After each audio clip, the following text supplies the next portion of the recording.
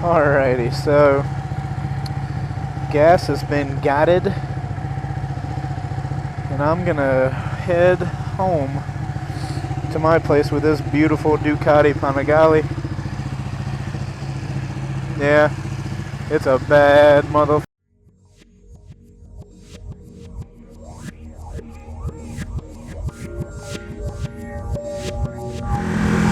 So this is my first ride on a leader bike. It's a little crazy.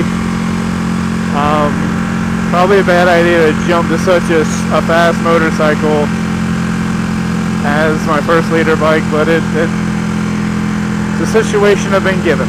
So gotta do what you gotta do. It's such a beautiful bike, though. I cannot say that enough. If anything, this bike is beautiful. This is where I have to be very careful, because getting on the highway on my R6 is normally fun times. So we have to make sure that does not happen with this. I'm also not used to having mirrors that work, so that's a fun thing to have. Oh god, alright, don't go crazy. You can have fun, but don't go crazy.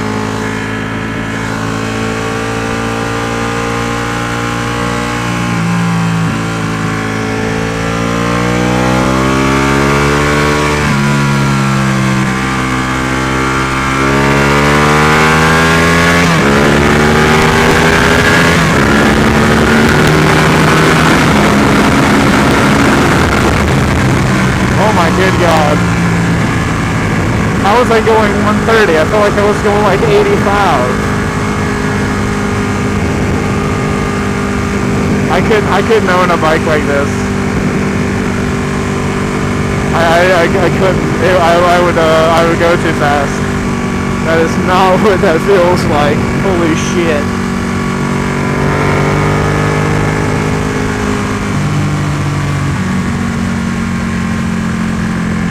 This is insane, this bike.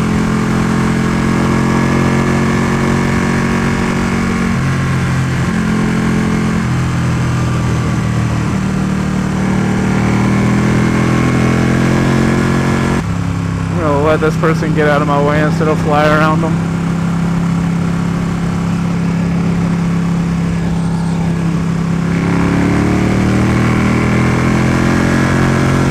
Or just fly around them. Yeah, this bike is so light. I think what messes me up with this bike is it's really light and it doesn't feel powerful weight-wise, but that's where I think this bike could bite you in the ass. You're like, oh, it's light, it's easy, you know? Then you end up going 130 thinking you're going 70. I will say, you know, I've ridden for about 3-4 years, something like that now. And while I've never ridden a leader bike, I know what they're capable of, so I came into it with the right expectations. And I've talked about this in videos before. If you come into a situation with the right expectation, it minimizes your surprise. I came into this situation riding this Panigale knowing that, you know, if I fuck around, this bike could like really mess me up. So I think coming in with the correct expectation helps me be able to ride this bike, this leader bike. And I've never ridden one before, you know, correctly. I'm not full throttling in and stuff like that. Obviously, it's super stupid. It also helps it doesn't belong to me. So when I sat on this bike, it reminded me a lot of when I rode the 250. Because it seemed similar in size. Absolutely mental. I just turned the brights on. I didn't mean to. Don't know how to turn them off either. Oh, fuck me. Alright, we're gonna go from 70 to whatever.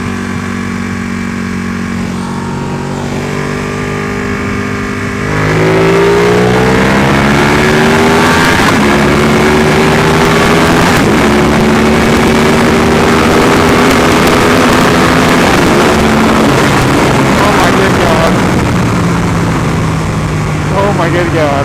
Okay. but my nose is running. Oh my gosh, that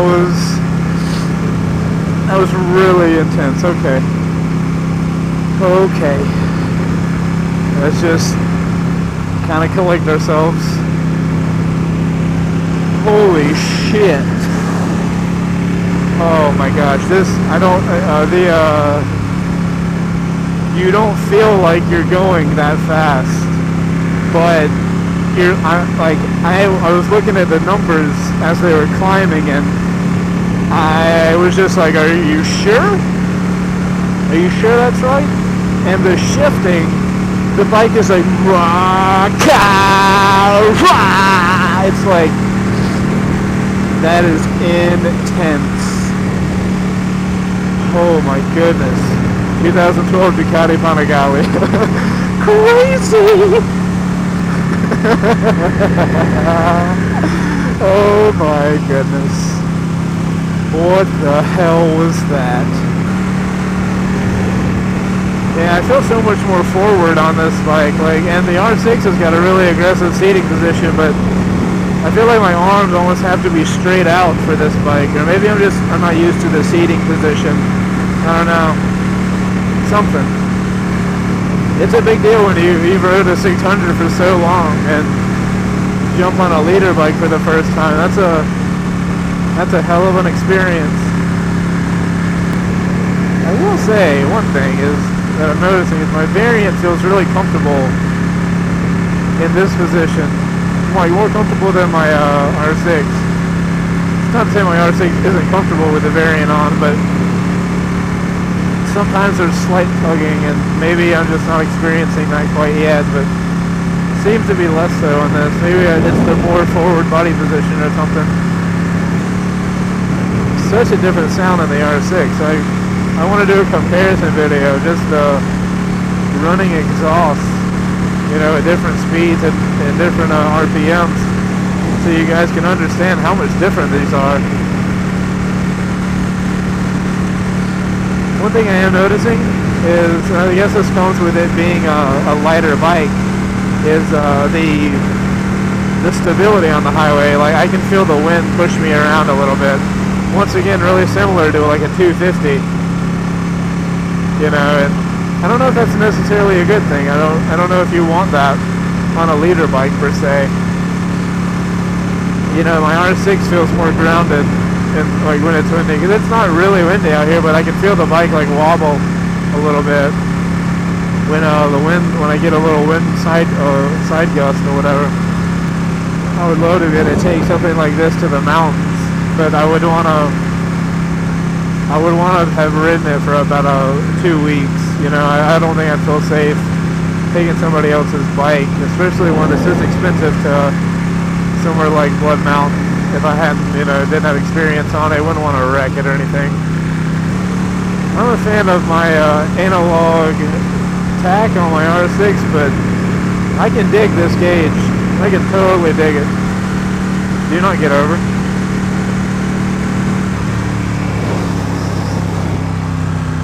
Oh, fuck me. No, now go slow. I don't know why people do that. It's like, I'm gonna put my blinker on and I'm gonna get over. It's like, no, there's somebody fucking coming. Stupid bitches. Oh, Atlanta, we're back and we have a new baby. Yay!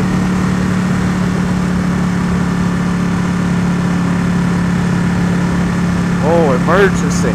Emergency, Impala. Oh, here's your Atlanta skyline view.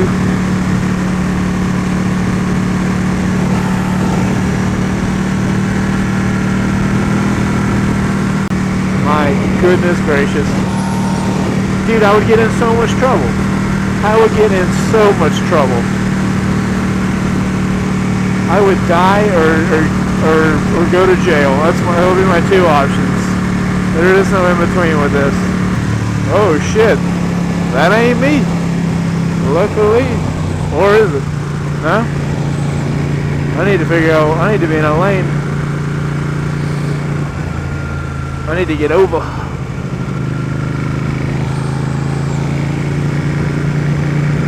Is that cop in that lane though?